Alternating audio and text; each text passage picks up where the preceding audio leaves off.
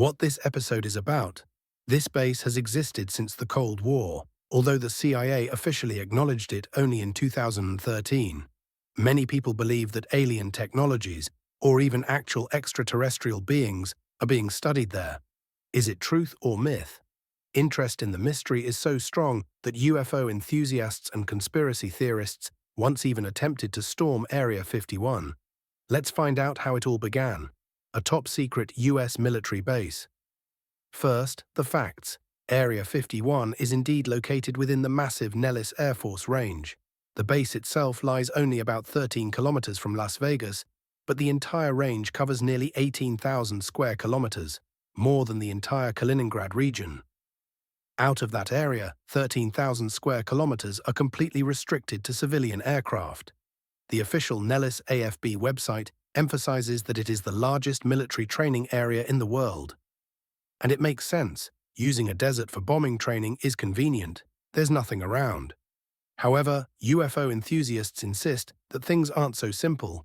If you were to hide the remains of crashed flying saucers, where better than the empty deserts of Nevada? The history of the base began in 1954, when President Dwight Eisenhower ordered the search for a secluded location to test new aircraft, far from prying eyes and Soviet spies. Specialists chose the dried lakebed of Groom Lake. Before the war, the land belonged to a local farming family. Their story is curious. Silver, lead, and even traces of gold had been found on their property. When the government offered them $5 million, the owners demanded $40 million. In the end, the land was simply seized, and the family received only $1 million in compensation. For some time, the future Area 51 functioned as a regular airbase. Although not quite regular, it serviced aircraft conducting training flights for atomic bomb missions. Later, this conveniently hidden location became a testing ground for next-generation reconnaissance aircraft. This is where the famous U-2 spy plane, developed by Lockheed Martin, was tested. It could fly at extremely high altitudes and travel long distances to photograph secret sites within the Soviet Union. The same U-2 was flown by American pilot Francis Gary Powers, who was shot down over Sverdlovsk and later exchanged for Soviet spy Rudolf Abel. Reconnaissance aviation was strategically important, which is why secrecy around the U-2 tests was extreme. According to some accounts, the aircraft was delivered to the base in separate pieces so that no one could identify what it was. Later, other legendary aircraft were tested at Area 51, including the Lockheed SR-71. It was during this period that the first reports of UFOs began to appear. In 1959, a newspaper in Reno, a city north of Area 51, wrote that locals had seen a bright green object flying faster than any plane and performing unusual maneuvers. How did the CIA respond? Naturally, such rumors were encouraged, or even deliberately spread. Now any strange sightings could be dismissed as the imagination of UFO fans. An interesting fact: during the Cold War, captured Soviet aircraft were also delivered to Area 51 for research and testing. In 1968, 2 MiG-17s ended up at the base after Syrian pilots got lost during a training flight. Studying foreign military technology. The 2 MiG-17s landed in Israel, and the country transferred them to the United States. This, too, was part of a strategic operation.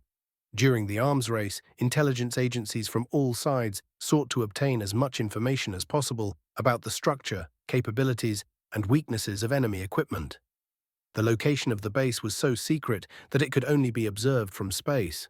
And that almost happened in 1974, when the crew of the Skylab space station accidentally photographed the area near Groom Lake. A heated exchange between NASA and the CIA followed. But it was already too late. The image had been published in the official mission report. The secrecy surrounding Area 51 was so extreme that even NASA didn't know the region was off limits. CIA officials could not clearly explain to the astronauts why they weren't allowed to take such photos. Eventually, everyone calmed down, realizing that the Soviet Union also had satellites, and hiding the base was no longer possible. During the Cold War, UFO enthusiasts didn't accuse the government of hiding aliens, because they didn't even know the base existed. That changed in 1989, when physicist Bob Lazar, who claimed to have worked at a site called S4 within the range, gave an interview to the Las Vegas TV channel KLAS-TV. What a former Area 51 employee said Lazar claimed he had been transferred there from the Los Alamos laboratory, where he worked on nuclear weapons research. At his new job, he allegedly headed one of the divisions. According to him, his task was to study technologies of extraterrestrial origin and their potential military applications. Viewers were stunned. The interview was organized by John Lear, son of Bill Lear, founder of Learjet. John himself was a pilot who flew missions for the CIA from 1967 to 1980, including during the Vietnam War. In 1987, he wrote on one of the early internet forums that the US government had been cooperating with aliens for a long time, and even used Hollywood, through films like Close Encounters of the Third Kind and E.T., to gradually prepare society for the truth. Encouraged by Lear, the secret scientist Bob Lazar told Las Vegas residents and tourists that Area 51 contained an entire complex, part of it underground. There, according to him, alien spacecraft were dismantled, devices based on extraterrestrial technologies were built, and these technologies were tested. But Lazar went further. His statements carried a distinctly pacifist tone. He claimed that these technologies could turn Earth into a paradise for all humanity, but the US military refused to share them, using them solely for its own purposes. Among the technologies he described was a propulsion system capable of distorting space, powered by an element with atomic number 115. At the time, this element had not yet been discovered. It was first synthesized only in 2003 at the Joint Institute for Nuclear Research in Dubna and named Moscovium. According to Lazar, the base housed 9 flying saucers, small in size and designed for little gray aliens. He claimed to have seen employees in lab coats communicating with one such being. Because of their small stature, these aliens were nicknamed kids by the staff. The aliens whose technologies were allegedly studied at Area 51, according to Lazar, came from the Zeta Reticuli star system. This system was already familiar to UFO researchers. It is associated with one of the most famous alleged alien abduction cases. In 1961, the Hill couple sought help from specialists, claiming they had been taken aboard a UFO by beings dressed in black suits. Later, they experienced memory gaps, and both underwent regressive hypnosis. Under hypnosis, they recalled details of their journey, including a star map shown to them by the extraterrestrials. The Hills hardly understood astronomy and could barely locate the sun in the sky, so they were only able to reproduce the map in rough form. Later, an amateur astronomer noticed that their drawing resembled the Zeta Reticuli system. Further studies suggested that this system may indeed contain planets capable of supporting life. Fans of science fiction also know it as the home system of the xenomorphs from the Alien franchise. However, Lazar's sensational interview was met with skepticism almost immediately. First, there is no reliable evidence that he ever worked at Los Alamos, and the universities he claimed to have attended also had no records of him. And in 1990, Lazar was arrested on charges of pandering and running a prostitution operation. Who was Bob Lazar, really? In 1990, Lazar was arrested on charges of pandering, and in 2006, he became the subject of an investigation for allegedly transporting illegal chemicals, possibly precursors for drug production. But by then, the story he had told was already firmly rooted in popular culture. Since then, Area 51 has continuously drawn the attention of UFO enthusiasts and conspiracy theorists, giving rise to countless new myths. Among them are claims that the base hosts secret Illuminati meetings, that aliens communicate there with US authorities, or that climate control weapons are being developed deep underground. One of the strangest legends concerns the so-called Cheshire Strip, a supposedly hidden runway that becomes visible only when sprayed with water, and then disappears, drying out like the Cheshire Cat's grin. Myths about Area 51. Some so-called experts insist that experiments in space-time distortion are conducted on the base. Area 51 has become so deeply embedded in popular culture that it is mentioned even more often than the famous Roswell incident. According to urban legends, that 1947 event in New Mexico involved the crash of a flying saucer. Around Area 51, outside its borders of course, a whole UFO tourism industry has emerged. Themed hotels, museums, and restaurants. Annual UFO festivals are held there, along with tours for those wishing to observe possible extraterrestrial activity. Area 51 in popular culture.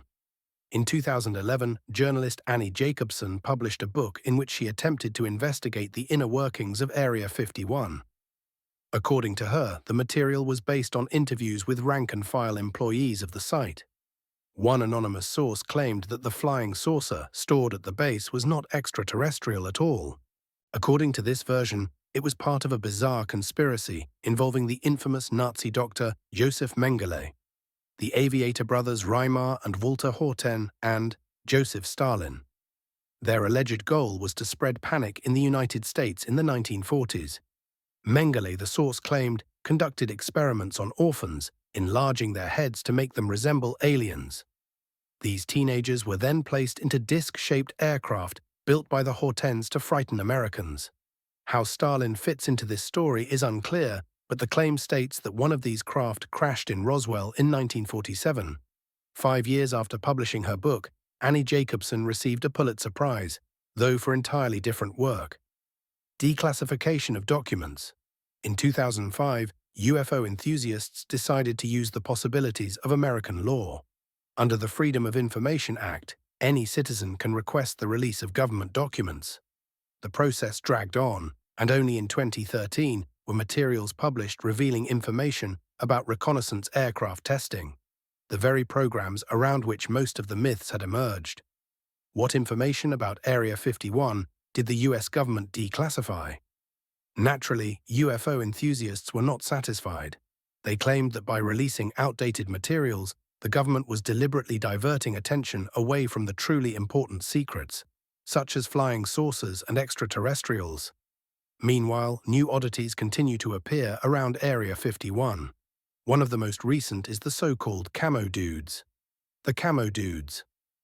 The base is guarded not by police, not by the military, and not by the legendary Men in Black, but by unknown, intimidating, heavily armed men.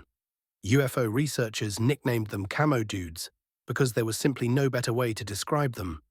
These guards wear camouflage uniforms and drive white jeeps with no markings whatsoever. They resemble private paramilitary contractors, but to this day no one has been able to determine which agency they belong to. Asking them directly is pointless. Instead of answering, they simply reach for their weapons. The mystery surrounding Area 51 drives people insane. Storming Area 51. In 2019, social media user Matty Roberts created a group for those who wanted to finally uncover the truth.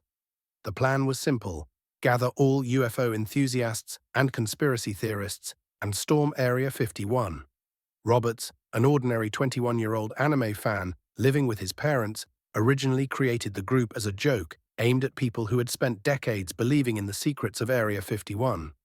The group was titled, "Storm Area 51, They Can't Stop All of Us." In the description, he suggested meeting at the fence line on September 20, 2019. "If we run like Naruto, we can dodge their bullets. Let's go see the aliens."